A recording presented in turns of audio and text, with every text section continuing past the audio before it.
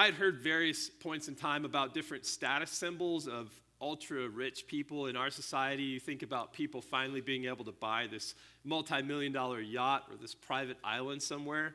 But I learned recently that there's a surprising new status symbol among some of the most wealthy people in our nation. It's actually trees. Some of the most wealthy people, the top 1%, have become enamored with trees. There's a man named Tim Johnson, and he's a partner with a design company in Miami, Florida. And he said that several of his clients recently, and again, this article was written in 2021 in April, so just a couple of months back. But many of his clients have purchased not only mansions for themselves, but also properties next door to turn into elaborate gardens. Other people have constructed courtyards even inside of their homes so that they can plant very specific trees. Tim said that one of his clients got into a bidding war over a 45-foot canopied oak tree with Michael Jordan and outbid Michael Jordan for this one tree. There are actually tree brokers in many cities around the country, and these tree brokers will drive around with clients through neighborhoods, and sometimes if they see a tree that catches their eye, they'll actually stop and knock on someone's door and offer them multiple thousands of dollars for that one tree in their yard so they can take it and uproot it and transplant it and put it somewhere else. Some of the most coveted species are dramatic oak trees, giant kapok, banyans, and ficus trees. There's a real estate developer in Los Angeles recently. His name is Michael Chin, and he was developing this $65 million property in Beverly Hills, and he spent a year and a half finding the perfect tree. You can go to the first slide. This was the tree that he settled on. It's an olive tree. It's a 150-year-old olive tree from Tuscany, Italy. And again, now it's planted in Beverly Hills. He paid $17,000 for this tree on behalf of his client, and it cost $40,000 to move it from Tuscany to Beverly Hills. If you go to the next slide, he used a crane to lower it into the house, and I think it's now in a courtyard or something in this, again, $65 million property.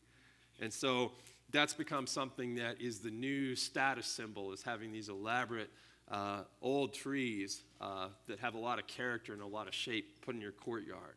And in ancient Rome, there was a status symbol. We have different status symbols in our culture again, but one of the biggest status symbols in ancient Rome was owning slaves and having slaves as a part of your household. And so when you had finally arrived, you were able to buy slaves and have other people do some of the menial tasks and things that you were not interested in. So in ancient Rome, the top 1.5% of wage earners, so the wealthiest 1.5%, owned 49% of the slaves throughout the Roman Empire. So that gives you an idea of kind of the dynamics that are working. And the reason why that's important here in the city of Ephesus as we're studying is that Ephesus, it has a lot of history, first of all, with slave trade. It was a center, a hub of slave trade in the Greek Empire, and that kind of passed along into the Roman Empire. It was right on some major trade routes. It was a port city, so it had access all across the Mediterranean, and it became one of the marketplaces for slaves in the Greek Empire that, again, transitioned to the Roman Empire. In the city of Ephesus, Ephesians were surrounded with wealth. There was a treasury in the temple of Artemis there, which again was one of the 7 wonders of the world. And so people from all over the world, the Roman Empire at the time, would bring money there to deposit it in the bank at that temple. And then the locals would loan that money out and charge interest on those loans. And so they became very wealthy because of that. It also had a huge marketplace, 130,000 square feet, which is 3/4 the size of a super Walmart, was their marketplace in the center of Ephesus. And so it was some place that centered around trade. There were a lot of elaborate homes built in the area with mosaics and frescoes that were painted on the walls. So it was a very, very ornate place, a very, very wealthy city. And with that wealth came the ability for the wealthy households to own many slaves. It was a city of 200,000 people, approximately, Ephesus was, and maybe 40 to 60,000 of those residents were slaves. So maybe 1 in 5 or 1 in 4 residents in Ephesus were slaves. So that gives you an idea of the scope of what we're dealing with. Also, slavery in the Roman Empire was different than what we experienced in the course of our nation. It wasn't based on race. In fact, slaves were drawn primarily from all over Europe and the Mediterranean. People from Hispania, Gaul, North Africa, Syria, Germany, what's now Britain, Greece, the Balkans. And what would happen was when the Roman armies went out to conquer, there were slave dealers that would travel with the armies. And as soon as they conquered a people, the armies would in effect, sell the conquered people to these slave brokers who would then take them into various places, hubs in the Roman Empire where there were marketplaces and slave markets, and they would auction them off publicly many times. If it was a very special slave, they would do private brokerage deals and things of that nature. And so people were treated like commodities through the slaves. There was one instance where under Caesar Augustus, who was the Caesar at the time of Christ's birth, 53,000 captives were sold at one time after a battle in Gaul. And so that's where the slaves came from primarily. You could sell someone in your family. Again, I mentioned a few weeks ago that fathers, the head of the household, the oldest male in the family, kind of had the right to even sell their own children into slavery if they so desired. And so some people came into slavery that way. Some people were human trafficked. It was still common to kidnap people, even in those days, from places and bring them to other parts of the Roman Empire and sell them. But the bulk of the slaves came, again, from these conquered peoples that the Roman armies subdued. So again, they were sold in these huge marketplaces. They had signs around their neck that gave information about where they came from, their health, their character, their education, and other information for purchasers. And they worked in a wide range of occupations, household or domestic occupations, public service, crafts, agriculture, and mining. Some of the jobs included being a barber or a butler or a cook, a hairdresser, a handmaid, a clothes washer, a wet nurse, a nursery attendant, a teacher, a secretary, a seamstress, an accountant, or a physician. And so people, a lot of times, they had skills or occupations in the land that was conquered, and so they took those things into their life as a slave, and their masters, again, would pay good money in order to get slaves who were trained or who were particularly astute at different professions. But on a basic level, they were viewed as property. Aristotle, who wrote about 350 years before Christ, and so this is a Greek philosophy that transferred into Rome, but it expresses how people were viewed, how slaves were viewed. He wrote an article of property, and this is in his book Politics. An article of property is a tool for the purpose of life. So you own property, it's a tool for you to use. And property generally is a collection of tools. But then he says a slave is a live article of property. So a slave is just a tool. It's a piece of property, but they're living and breathing. But they're property. Aristotle also wrote, the usefulness of slaves diverges little from that of animals. So he thought slaves, they're about on par with animals. Bodily service for the necessities of life is forthcoming from both, from slaves and from domestic animals alike. And so you use both for the necessities of life. And that was kind of how these people, who were termed slaves, were viewed. One of the first thoughts that I had when I look at the issue of slavery and how that intersects with the church, you think, well, why didn't these believing masters just free all their slaves, especially when we look at some of the information that's given to them? And that's one of the questions I think that's been posed throughout history, right? Well, why didn't they just set them free? It was actually illegal to set all of your slaves free. Caesar Augustus had established a couple of laws concerning slaves. One was in 2 BC and one was in, I think, 4 AD. But there was one called the Lex Futhia Canina, and in that he said, he who has more than 2 slaves and not more than 10 can free as many as half of that number. So if you own between 2 and 10 slaves, you can free up to half as many that you own. If you have more than 10 and not more than 30 slaves, you can free a third of the number. If you have more than 30 and less than 100, you can free a fourth of your slaves. If you have more than 100 slaves, you can't free any more than a fifth. So depending on how many slaves you have, you can set free somewhere between 1/5 of your slaves to half of your slaves, but no more than that. And so if you wanted to free them. Also, it wasn't exactly financially lucrative to set your slaves free because they were doing tasks for you. Again, people viewed slaves, other humans who had been conquered, as tools for you. And so there were instances where Roman slaves were freed, or even where some slaves were paid a little bit of money and were able to save up to buy their freedom over time. But most slaves weren't capable of earning the type of money necessary to buy their own freedom. And most slaves couldn't have legally even been freed because of the percentages that were attached to the maximum number of slaves you could free. And the reason why that was in place is because the Romans had the idea that if you freed too many slaves at once, there might be a slave revolt, and they might lose their empire. So everybody in the empire sets their slaves free, all the slaves get mad, Rome no longer exists. And so that was a safety check on their own power that Caesar Augustus implemented. And so believers could not have legally freed all of their slaves, even if they desired to. And so that's a little bit of context for the culture that we're looking at here in this passage, and we'll get into that in just a moment. Also, I want to briefly comment, although we don't have time to go into the details here, a little bit about the view on slavery in our own culture. I want to just give you a passage and to say, first of all, that this text that we're coming to today, it was one of the two most common passages in the Bible that were used to not only justify slavery in the United States, but also to subdue slaves in the United States. Again, our slavery was different. It was largely racial, and so there were different elements to it, but this same idea of the Bible was being used. These verses, again, that I would say Paul is preaching to revolutionize the way that slaves are treated, were, I would say, misused and hung over the head of slaves in the United States to convince them that God wanted them to be subdued. And to give you an idea of how even pastors in the 1800s were using these verses against slaves or to justify slavery in our own country, how they were twisting things, I want to quote from a man named William Meade, and he was a bishop of the Episcopal Church of Virginia from 1841 to 1862. But it just takes you again into how the Bible was viewed in that culture when slavery was still considered acceptable even by believers in our country. This is what that bishop, that pastor wrote.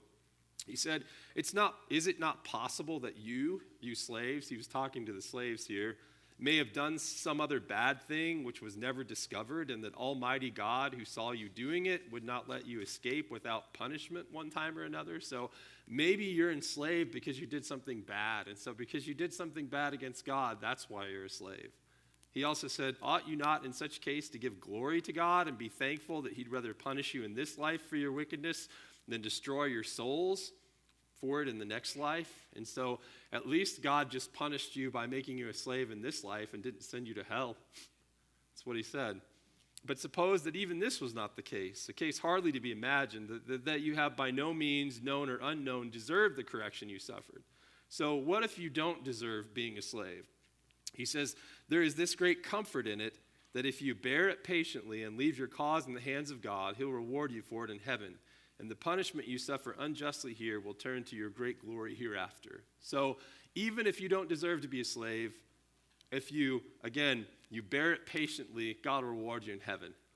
And so again, these passages from the Bible were preached to slaves to say, God is good with this, and he's actually punishing you, or even if he's not, God will reward you for it. And so again, it was ways that people, even in churches in the United States, were telling slaves, this is what God has for you. This is what God has intended.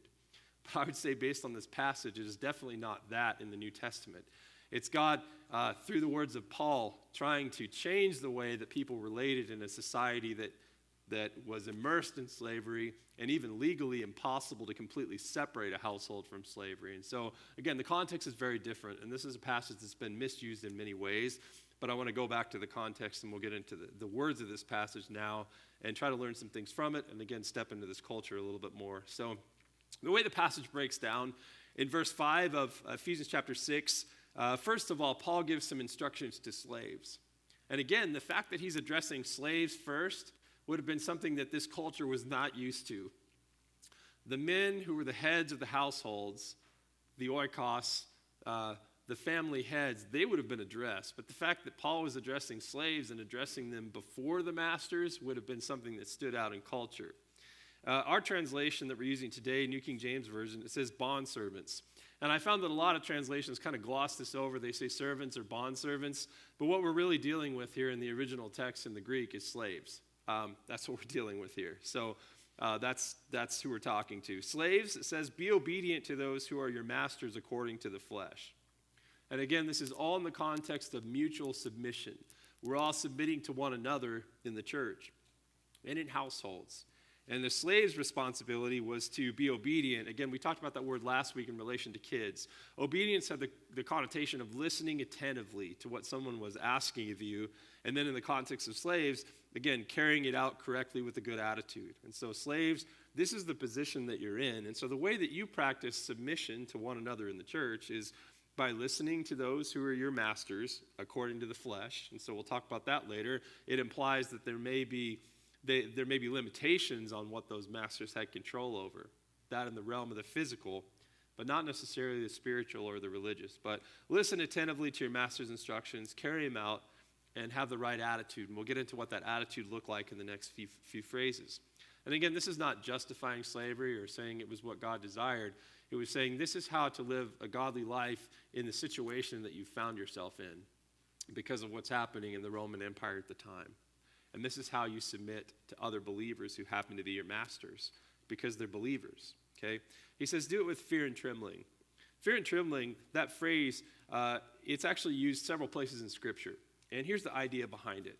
Doing something with fear and trembling, it's approaching somebody who has influence with a cautious respect, or sometimes even an anxious respect. It's realizing there's somebody who's in power. There's a power dynamic, and you're on the bottom, and somebody else is on the top. And so when you deal with them, you're kind of cautious, and you're kind of respectful because you realize that they have ability to influence your life in some way. And sometimes you're even anxious over the fact that somebody has so much power or control over your life. And so that's what it means with fear and trembling. And that's part of the right attitude. Be cautiously respectful or even anxiously respectful because of the power that they've been given in your culture. That phrase, fear and trembling, it also occurs in Mark 5:33, which is kind of where we get aspects of that definition from. There's a woman in Mark 5 who has a bleeding disorder, and she really wants to be healed, and Jesus is there going through the crowds. He's actually on the way to help somebody else who has an urgent need, and so she reaches out and she touches his garment, and immediately Jesus knows that power went out from him and healed the woman.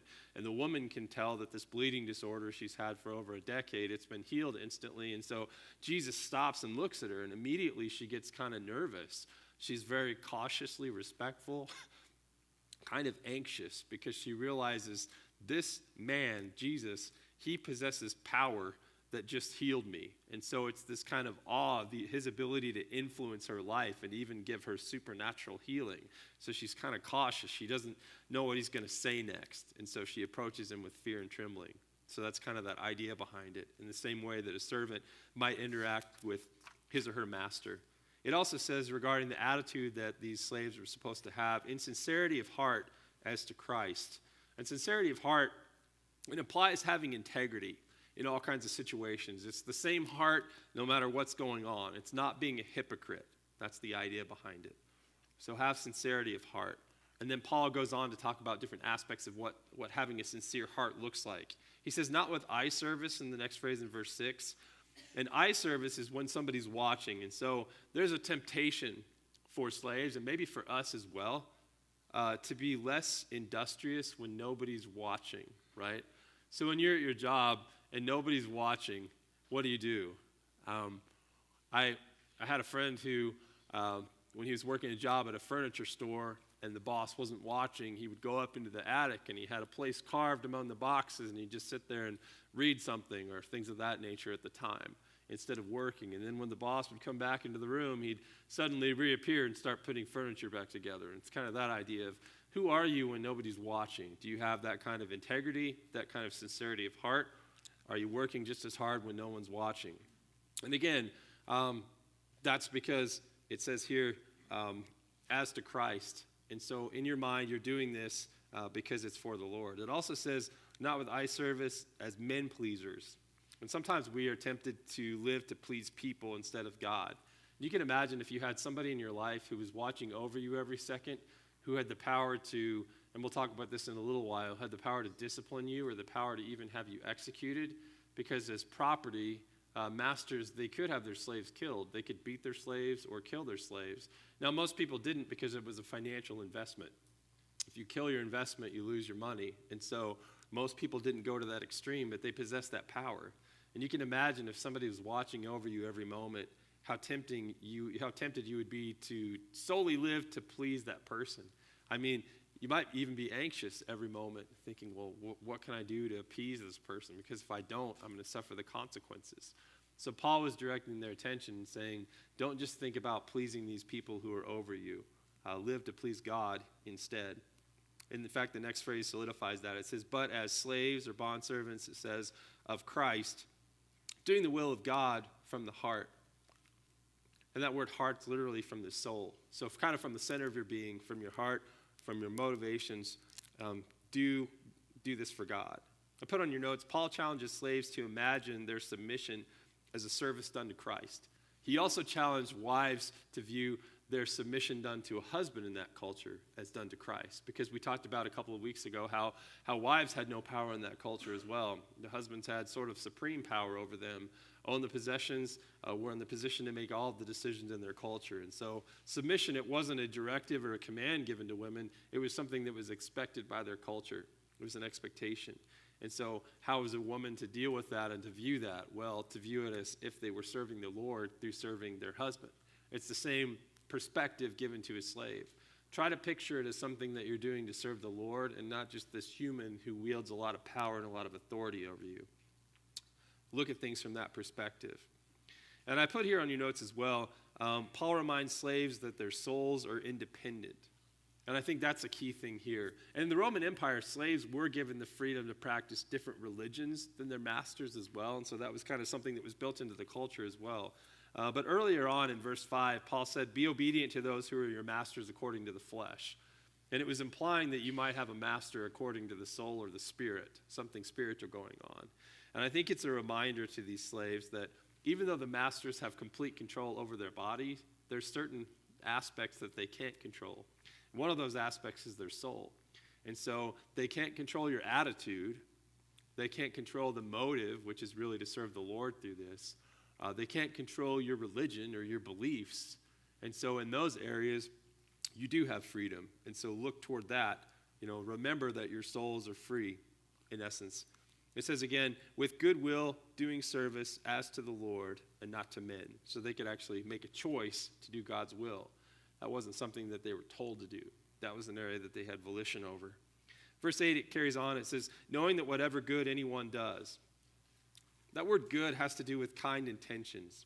And so it's this idea that slaves, if they should have kind intentions in what they're doing, kind intentions toward their masters, in essence. You can imagine that it would be really easy to build up a lot of bitterness in a situation like that. And so Paul's saying, don't think about ways that you could sabotage your masters or things that you can do to make life difficult for your masters or ways that you can kind of not fulfill your responsibilities so that your masters have to deal with different things that are undone that they've asked you to do. Don't try to make life difficult. Have kind intentions. Don't be motivated, again, to get revenge or something like that if it's possible in some sneaky sort of way. Do good. It says, knowing that whatever good anyone does, he will receive the same from the Lord, whether he is slave or free. So Paul kind of closes this out by bringing everyone together again. And in the church, there were people who were slaves and there were people who were free. And he said, whatever good, whatever kind intentions anyone shows, they're going to receive the same from the Lord. So everybody will receive the same good care from Jesus that they invest in other people. And I think if you're going to circle or remember one truth from today's lesson, this is probably a good one to circle or remember. Everyone will receive the same good care from Jesus that they invest in other people. So that's kind of a way to look at life, right? In our culture that's not, inundated with slavery or something like that. We have different contexts. We have different ways of earning money or occupations or different levels of freedom. But whatever our state is, the way that we invest in others, Jesus will care for us in that sense. It's something that's all-inclusive. And I think Paul uses it as well to bridge us over into some instructions he's going to give to masters. Because what he's about to tell masters, again, is something that nobody would have ever told masters in the Roman Empire. Masters could be men or masters could be women in certain situations. And he's saying, I want you to handle things totally different than your world and your culture says as somebody who owns this human legally in the eyes of the Roman Empire. The next phrase that he says, I think would have really shocked most masters in this world. He says, you masters do the same things to them. The same things, it's an image word. A lot of Greek words had a picture image behind it, and the image is breathing. The way that the word comes from, the root that the word comes from is breathing. So it's this idea that as you inhale, you also exhale. And so in the same way, treat these people who are slaves. And that falls on the heels, again, of whatever good anyone does, he'll receive the same from the Lord. So treat your slaves with the same kindness, with the same goodness that they as believers should be showing to you as a master.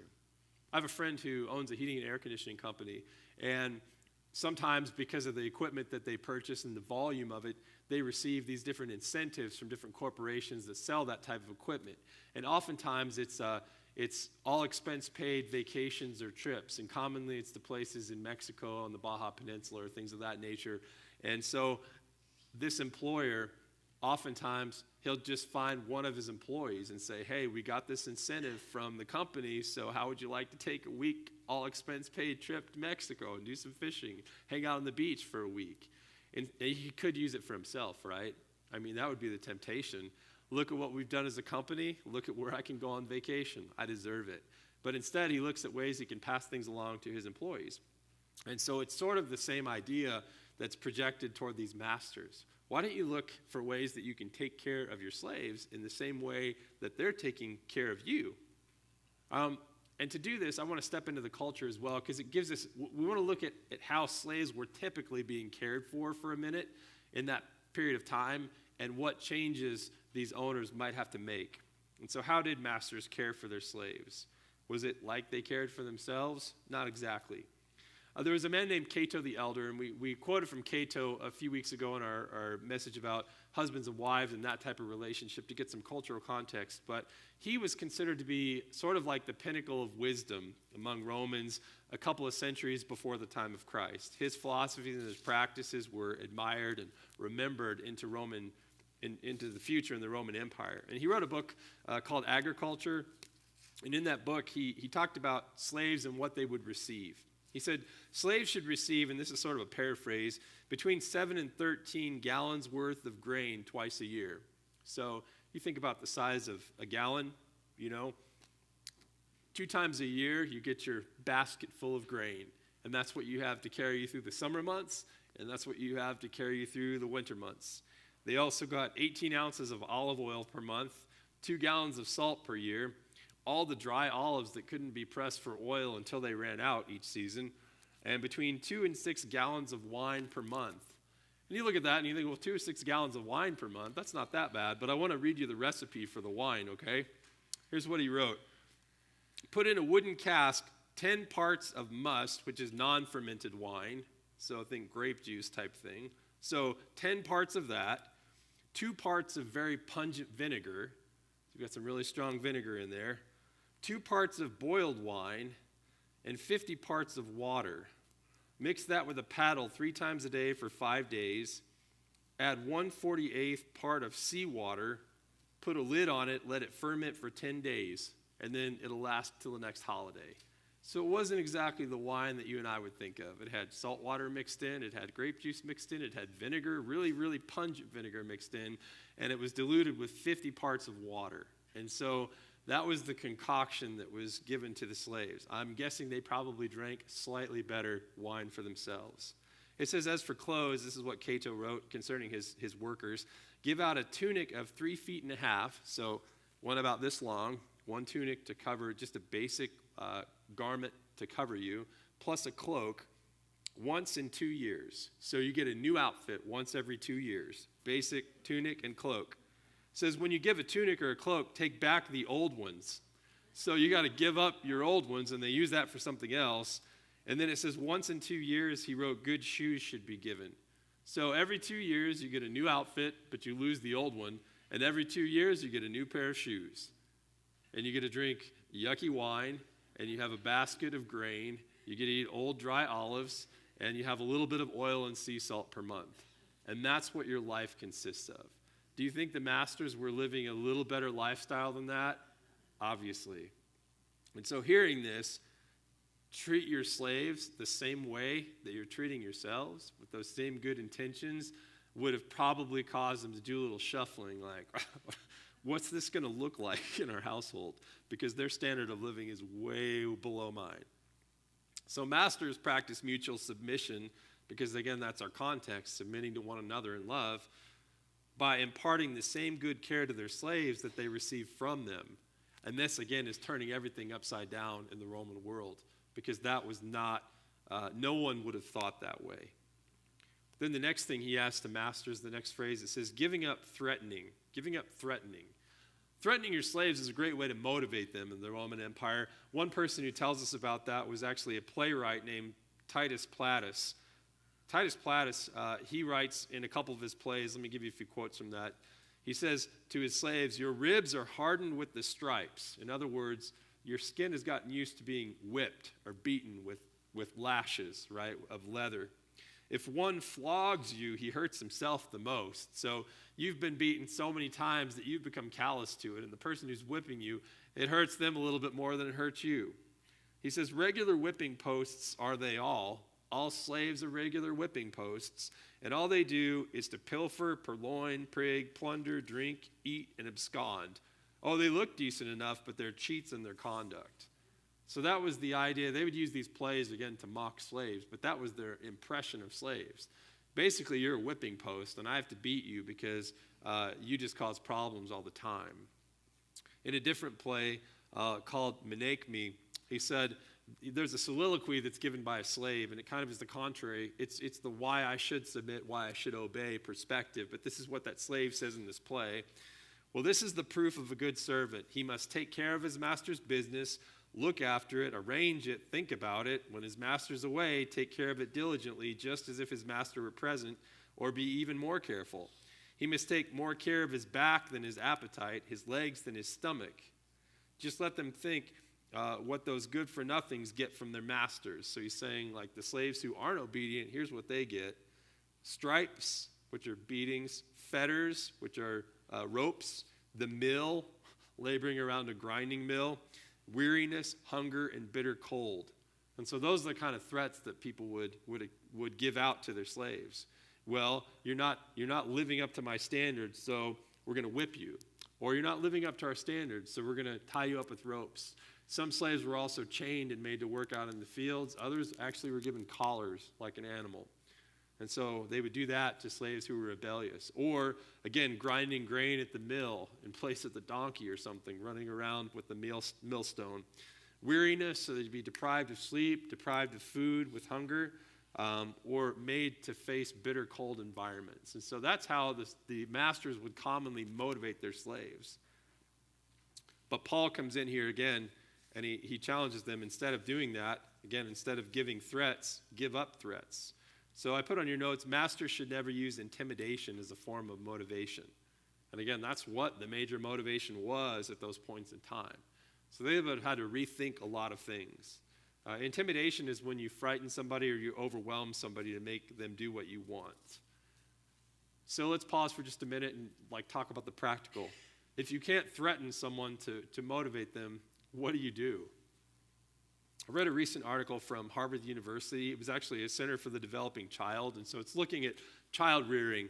But I thought there were some good comments here as far as motivation aside from threats. And this is more science-based than it is necessarily coming from someplace in Scripture. But scientifically, here are some methods that have been proven to be very motivational for kids. And so maybe these are things that masters would have used to motivate slaves other than threats, or maybe they're just things that we should think about today to motivate people besides just making threats. Because if masters weren't allowed to make threats to their slaves, we probably shouldn't use threats as a way of motivating people today. So here's some other possibilities. Engaging people around their interests. And so you have a specific interest in this or a skill in this, and so let's work in this area. Give people things that match what they're interested in to do. Also, give them opportunities to learn and explore. And so instead of giving them menial tasks all the time, give them something that they have to develop, to learn about, develop skills, new skills, or a place that allows them to explore instead of, again, just the same old thing that's repetitious. Balancing work with rest.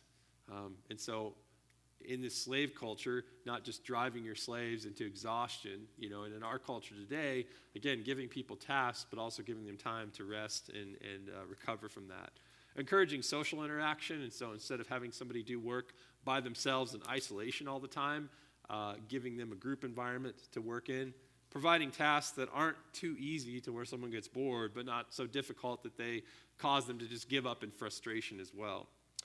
Giving people choices, providing incentives on occasion, and then praising the process, not the outcome. So instead of, oh, we got great results, oh, thanks for working so hard and trying so hard in this process. And even overall, everything else, Harvard suggested maintaining a close personal relationship. Because when you have that relationship and you have that love, people are willing to do more for people and to put out more effort than if there's no relationship at all. So perhaps these are tactics that masters might have tried, believing masters trying to make a change. And maybe these are ways that we can approach our own, whether it's in the workplace or our kids or our grandkids. Those are just other options of ways to motivate people besides threats. And so good things to consider, I think. The final comments as we wrap up today that were given to masters, Paul closes by telling masters that they should internalize a couple of different truths. So these are some general principles that are going to guide the way that they function in their household now. First one, he says, knowing that your own master is also in heaven. So flip things on their head for a moment and realize, masters, that you also have a master. He's in heaven, and his name is Jesus Christ. So realize that you have a master too. And so as you look at the people who are slaves under you, think about your relationship with God and how God wants you to, how God would treat you in a certain situation, right? And then also the fact that there's some accountability. Just like you are, in a sense, accountability, or you have expectations for this person who is a slave in your household, also realize that God has expectations for you, and there's a level of accountability there as well. And so masters, keep that in mind. And then he says, secondly, there is no partiality with him. So from God's perspective, these human social designations, they mean nothing. You see it as you're the master and they're the slave, but understand that God doesn't view people that way. So as a believer, we have to get on board with how God sees people. We have to learn to see people like God sees them. And maybe we have to learn to see how people like God sees them today. Maybe we look down on people who are younger or less experienced or newer to a job or something of that nature, and we think, well, I'm above them.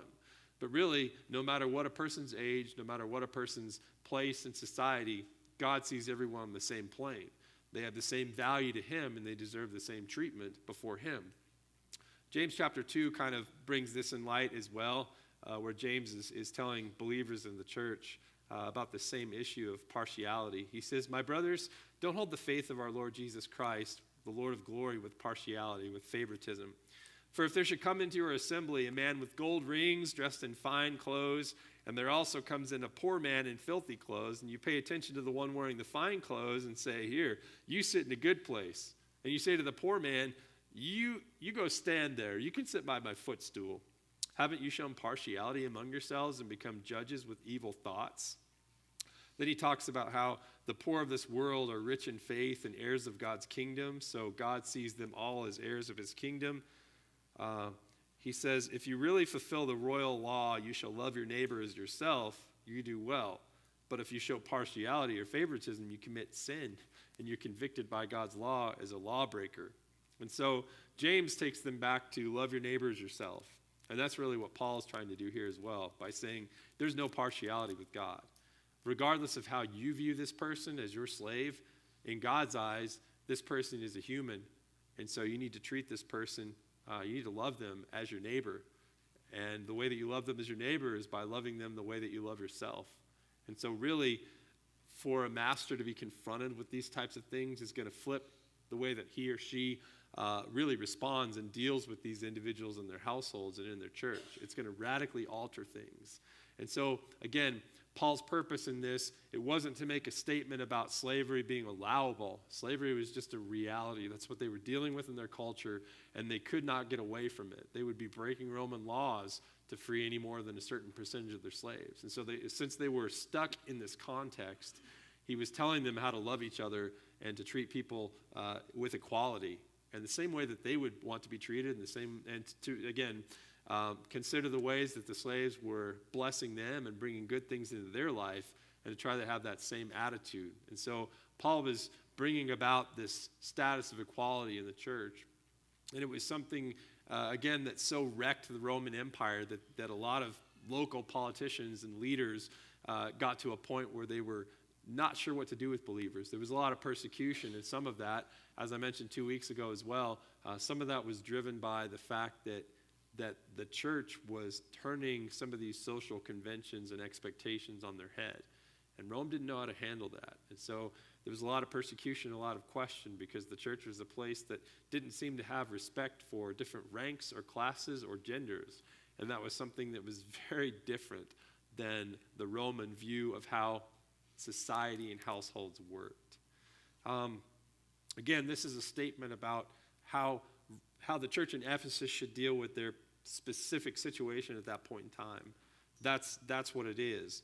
But I think there are principles that we can personally learn from this, ways that we can benefit from some of the truths that we've been taught. And so I just want to briefly kind of go through that and challenge you, as you read through the outline, understand this was given in that context to the church in Ephesus.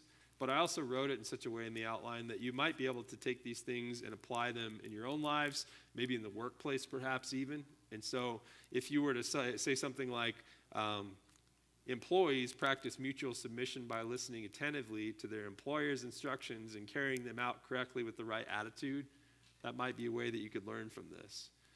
Maybe you have a boss or someone over you who's fairly influential. And so having a level of respect when you approach them, and even feeling some anxiety because of the power that they wield, having integrity, giving the amount of work and the quality of work even when somebody's not watching. These are all valuable principles. And also realizing that your life is not just about pleasing your boss. There are many other areas of life, and your soul is unconstrained. Even though you have these specific requirements attached for your job, there are elements of you that are not constrained. Your relationship with God, first and foremost, because of that. Have kind intentions instead of harboring bitterness toward employers, things of that nature. And if you're in the position of being over someone as a manager or as an employer, care for that person, that individual, the same way that you are cared for, or the same way that you would want to be cared for. Make sure that there is a quality that's given. Don't use intimidation as a way to motivate people. Realize that God is over you, and realize that God sees everyone as valuable and the same. With him, there's no favoritism. And so maybe it's adjusting our perspective in the way that we view people, whether it's people we work with, people who work under us, people we work for. And so those are some ways that we can take it and actually maybe apply the principles today, but also understand that it's in a specific context when it's given. Let's go ahead and pray, and we'll close today.